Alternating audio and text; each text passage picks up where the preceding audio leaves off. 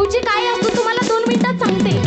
भारत मातेचं रक्षण करतो त्यो फौजी. देशासाठी आपल्या प्राणाची बाजी लावतो त्यो फौजी. दुसऱ्यासाठी जगायलाच नाही तर मरायला भी तयार असतोय त्यो फौजी.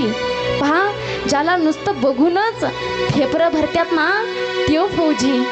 अहो 4-4 जणांना एकटा लढतो त्यो फौजी आणि पाकिस्तानसारख्या देशाला हरवतो आणि आपल्याला जगण्याची संधी देतो तो फौजी. बरं, या भारत मातेचं रक्षण करतो ना त्यो फौजी.